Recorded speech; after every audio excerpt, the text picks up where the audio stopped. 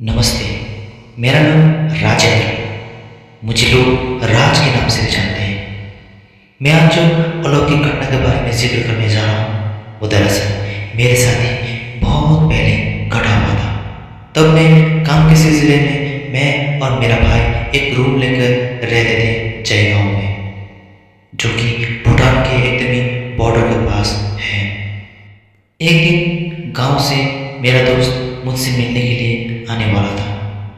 उसने सुबह ही फ़ोन करके मुझे बता दिया था कि आज वो कम से कम शाम तक तो आ ही जाएंगे। मैं उससे मिलने के लिए काफ़ी उत्सुक था। मैं दिन भर उसी का राह देखता रहा। उसे मैंने कहा था कि जब तुम बस पार्क में आ जाओ तब मुझे एक बार फ़ोन कर लेना। तब दिन भर का उत्सुक इतना रहा कि मैं दिन में कितना बार मैंने उसे फ़ोन कर चुका था कि कहाँ पे आए, कहाँ तक पहुँचे ये। पर जैसे ही 4 या फिर 5 बजा होगा कुछ, तब तो उसका फ़ोन लग ही नहीं रहा था, नॉट रीचेबल। तब तो मुझे लगा कि शायद कुछ ऐसे जगह से आ रहा हो जहाँ पे नेटवर्क ना हो, क्योंकि जयगांव के ऐसे जंगल इलाके में भी रास्ता है जहाँ पर शायद नेटवर्क नहीं मिलता है। तो मुझे लगा कि अभी बस उसी स्थान में हूँ। पर देखते ही देखते रात हो चुका था। तकरीबन जब 7 या 8 बज चुके थे तब मेरा घबराहट बढ़ने लगा। मैं दोस्त का इंतज़ार कर रहा था और दोस्त के फ़ोन का इंतज़ार कर रहा था कि फ़ोन आया ही नहीं। मेरा भाई अच्छे से बैठकर मोबाइल में गेम खेल रहा था। जो दोस्त मुझसे कह रहा था कि शाम तक आ जाएगा, वो दोस्त का कोई अत्ता पत्ता कुछ ना था। ना तो उसका फ़ोन आया था और ना वो खुद। मुझे थोड़ा चिंता होने लगा।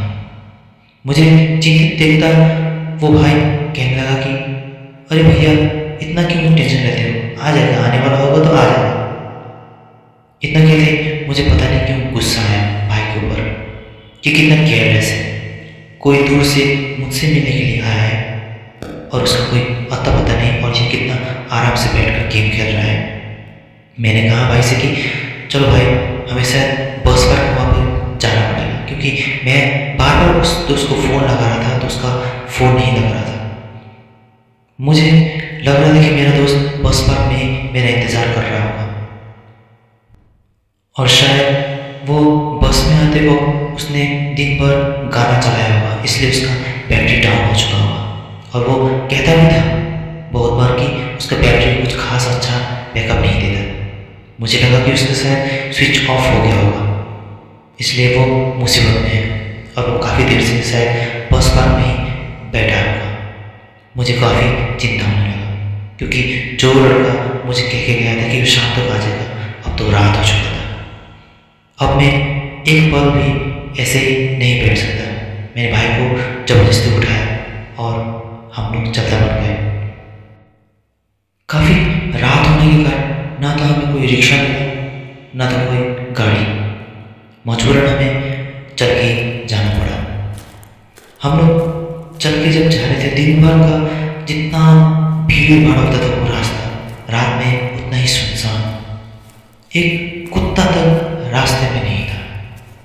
हम दोनों शांत चल रहे थे और थोड़ा जाड़ा भी लग रहा था दोनों को।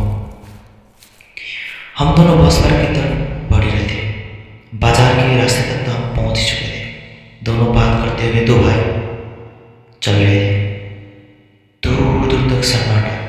हम दोनों के सिवाय पूरे रास्ते पर और किसी का आवाज़ सुनाई नहीं दे रहा था, यहाँ तक कि कीड़े मकोड़ों का भी नहीं।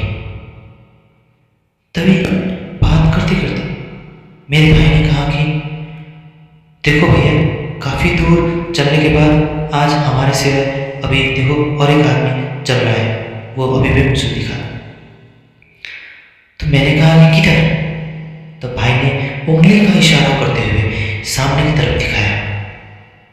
मैंने भाई की उंगली की तरफ जब देखा तो सचमुच हमारे ही सामने एक आदमी दूर चलता हुआ दिखाई दे रहा था, और देख के ये प्रतीत हो रहा था कि वो उस तरफ ही जा रहा है जिस तरफ हम जा रहे हैं।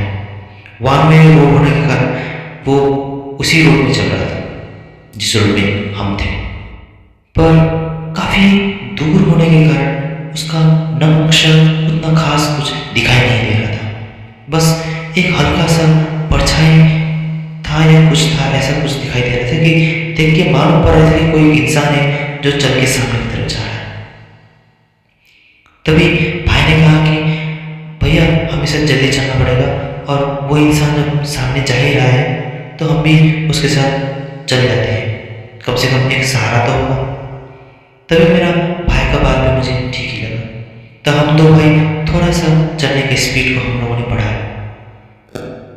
हम लोगों ने स्पीड बढ़ाया था, पर उस इंसान ने नहीं जो कि हमारे सामने चल रहा था। हम जितना भी तेज चले वो इंसान का दूरी लगभग एक ही लग रहा था। तभी मेरा भाई ने कहा कि थोड़ा दौड़ तेज हो। तो हम दोनों हंसते हुए दौड़ते दौड़ते जैसे कि कोई जॉगिंग करते हो रहा, ऐसे ही जॉगिंग करते हुए हम लोग सामने की तरफ जा रहे थे। हम दो भाई भले ही दौड़ रहे हैं, पर फिर भी उस इंसान की चलने के स्पीड के सामने हमारा दौड़ना भी कम लग रहा था, क्योंकि हम भले ही दौड़ रहे थे फिर भी उसका डिस्टेंस जो था जैसे का तैसा। तभी मुझको कुछ तो खटका, पर मैंने अपना ध्यान नहीं दिया। फिर मैंने जोर से चिल्लाते हुए उस इंसान को आवाज़ दिया, ए भाई जरा रुकना। पर उसे कुछ सुनाई नहीं दिया। भाई ने कहा कि शायद हम ज़्यादा ही दूर है भैया, उसे सुनाई नहीं दिया होगा। फिर मैंने 2 दिन पर चिल्लाया। फिर मुझे नहीं लगा कि उसे सुनाई नहीं दे रहा होगा, क्योंकि पूरे रास्ते पर हमारा ही आवाज़ गूंज रहा था, जो कि साफ साफ उसे सुनाई तो देना चाहिए था। अब या तो उसे सुनाई नहीं दे रहा होगा या तो उसे सुनाई देके भी वो अनजान सा बन रहा होगा। तभी कुछ पल के लिए लगा कि वो रुककर एक टक पीछे एक बार एक झलक के लिए वो मुड़ा होगा। तभी क्यों पता नहीं उसकी जो कंधे थे, कंधे में कुछ चमकीला सा कुछ नजर आया। फिर वो सामने की तरफ मुड़कर फिर से चलने लगा, जैसे कि उसने मेरा आवाज़ सुना, फिर भी सुन के भी अनसुना सा करके वो आगे चलने लगा। और वो जो चमकीला सा था उसका शरीर, मुझे लगा कि उसने ऐसा पोशाक पहना होगा जो कि कभी कभी होता है ना, लोग जड़ी का काम जैसे होता है वैसे ही आईना लगे होते हैं कितने कोट पे। मुझे कुछ ऐसा लगा, इसी कारण से लाइट का रिफ्लेक्शन के कारण उस आईने में चमकने का एहसास हुआ। खैर मैंने अपना ध्यान नहीं देते हुए मैं फिर से दौड़ने लगा उसके सामने। मेरा भाई भी मेरे पीछे ही दौड़ रहा था, पर जितना भी दौड़े कम ही लग रहा था। फिर मुझे लगा कि यार छोड़ दो भाई, उसे हम लोग नहीं पकड़ पाएंगे। और शायद उसने सुना नहीं, देखा नहीं कैसे मुड़ के वो एक बार रुका, फिर उसके बाद वो चल गई। फिर भाई ने भी कहा हाँ भैया ठीक ही कहा आपने। फिर हम लोग अपने ही धुन में चलने लगे। उसके बाद तकरीबन 5-10 मिनट हुआ होगा, वो इंसान अभी भी हमारे सामने ही चल रहा था। तभी उस रास्ते पर एक रास्ता आता है जो कि नीचे और जो कि हाट बाजार की तरफ जाता है, और एक रास्ता जाता है ऊपर बस पार्क की तरफ। 2 मुहा रास्ता आता है उसी 2 मुहा रास्ते के सामने एक लैंप था, स्ट्रीट लैंप। वहाँ पे जाकर वो आदमी खड़ा रहा। तभी भाई ने कहा कि देखो भैया वो रुक गया, वो शायद हमारे लिए रुका होगा, हमारा इंतज़ार कर रहा होगा। तभी मैंने भी सोचा हाँ ठीक ही कहा, शायद उसने हमें अभी देखा होगा और उसे भी शायद सहारा चाहिए होगा। तो मैं भी थोड़ा स्पीड को बढ़ाते हुए चलना शुरू कर दिया। मेरा भाई पीछे मेरे साथ साथ आ रहा था, पर मैं जितना करीब जाता उसको देखने का कोशिश करता, उसका कुछ आकृति साफ होने लगता। मैं देखते देखते मुझे एक पल के लगा कि उसका सर क्यों नहीं दिखाई दे रहा है। फिर मुझे लगा कि शायद दूर होने के कारण मुझे कुछ ऐसा आवाज़ हो रहा होगा कि गलत आवाज़ हो रहा होगा कि। फिर मैं आगे बढ़ते ही रहा, भाई से बात करते करते आगे बढ़ते ही रहा। वो इंसान वहीं पे खड़ा था। तभी मैंने जब देखा कि सचमुच वो इंसान का तो सर ही गायब था। मेरे भाई ने भी वो देखा। जैसे ही देखा, मेरे भाई ने मेरे कोट को पकड़ लिया और इशारा करते हुए मुझे पीछे खींच लिया। मैंने वो देखा, तब पता नहीं वो मुड़कर हमारी तरफ ही देखने लगा। मैंने सुना था इसके बारे में, हम इसे मुरकुंडा कहते हैं, कभी कभी मुरकुंडा भी कहते हैं। अभी मुझे मालूम पड़ा कि 5-10 मिनट पहले उसके छाती पे मैंने चमकता हुआ क्या देखा था। दरअसल मैंने इसके बारे में बड़े बुजुर्ग से सुना हुआ था पहले कि कहीं कहीं मुरकुंडा के छाती पर आँख होते हैं जो कि बहुत ही चमकता है। अगर वो अच्छे से तुम्हें देख ले तो तुम्हारा खैर नहीं, तुम होश में ही नहीं रह सकते। मैंने तो वो दृश्य जैसे ही देखा, वो तो हमारी तरफ ही बढ़ने लगा। मैं तो डर के मारे दौड़ने लगा और मेरा भाई भी पीछे पीछे दौड़ने लगा। मेरे भाई से इशारे में कहते हुए जल्दी भाग, भाई भी मेरे पीछे पीछे दौड़ने लगा। पूरे रास्ते सुनसान में हमारे पाँव का आवाज आ रहा था। तभी मुझे तो आवाज हो ही रहा था कि वो मेरे पीछे ही आ रहा है। दौड़ते वक्त हम दो भाई का ही पैर का जो आवाज आ रहा था, अचानक से सिर्फ मेरे ही पैर का आवाज आने लगा। तभी मैंने चाहते ना चाहते मुझे पीछे मुड़ना ही पड़ा और मैंने भाई को देखने की कोशिश किया तो मैंने देखा कि वो मुरकुंडा तो आ ही रहा था चलते चलते। पर मेरा भाई ना दौड़कर मुझे बड़ी बड़ी आंखों से देखने लगा। मैंने गुस्सा होते हुए कहा कि भाग जल्दी। फिर मेरा भाई तो पता नहीं मुंह करते हुए ऊपर देखने लगा।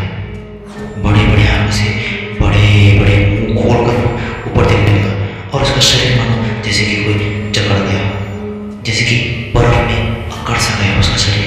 उसकी उंगलियां जैसे थरथराने लगे और जैसे कि बहुत ही जैसे कोई पुराना लाश वैसे ही अकड़ सा गया था और ऊपर ही करते हुए ऊपर देख रहा था। मुझे उस भयावह दृश्य के कारण कुछ समझ में ही नहीं आया उस समय मैं क्या करूं। मेरा दिमाग काम ही नहीं कर रहा था कि क्या करूं या ना करूं। तभी मैंने भाई को 2-3 बार जगाने की कोशिश की पर वो ऊपर ही देखे जा रहा था। फिर मैंने भी ऊपर देखा तो कुछ था नहीं, सामने से आसमान। पीछे मुड़ कर देखा तो मुरकुंडा अभी भी आ रहा था। वो सिर का डबल हमारे पीछे चलते चलते आ रहा था। तभी मैंने भाई को जैसे तैसे ही खसाटते हुए अब किसी नज़दीक एक घर मुझे दिखाई दिया, उसी घर में मैंने टपटपाते हुए उस घर के अंदर प्रवेश कर लिया। हमें डर से देखता देख और मेरे भाई का वैसा हालत देख उस लोगों ने दरवाजा तक खोल दिया और अंदर हमें आने का अनुमति भी दे दिया और मैंने सब कुछ बता दिया। और पता नहीं अब कोई इंसिडेंस था या हमारा भाग्य अच्छा था। जिस घर में हम लोग भागे थे वो एक झाड़ी का ही घर था। जी हाँ, एक बाजी झाड़ी का घर था। उन्होंने जैसे ही सुना तो उन्होंने अंदर रूम में जाकर कुछ चावल लेके आया और मेरे भाई को और मुझे छेड़ने लगे और कुछ मंत्र पढ़ने लगे और हमें कुछ अछेता और कुछ पानी पिलाया और कहा कि आज रात तुम लोग यहीं पे लेटो भाई, कल तुम लोग चले जाना। आज बाहर जाना बहुत ही डरावना और बहुत ही तुम्हारे जान के लिए भी घातक हो सकता है। अच्छा हुआ तुमने उसकी आंखों पर उतना ध्यान से नहीं देखा। अगर वो अच्छे से तुम्हें देख लेता तो तुम्हें भी वो मग्न कर लेता। शायद तुम्हारे भाई ने मुड़ के उसकी आंखों पर देखा होगा। फिर थोड़ी देर बाद मेरे भाई शांत होने लगा और देखते देखते सुबह होते होते तो मेरा भाई सो ही चुका था।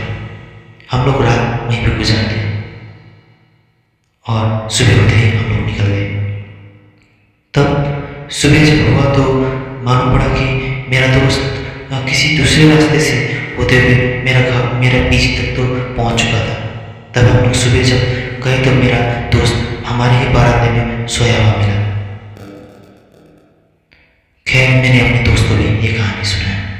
मेरा दोस्त भी बहुत डर गया था और डरे क्यों ना, वैसे सर बिना का जो इंसान को कोई देख ले तो कोई भी डर जाए।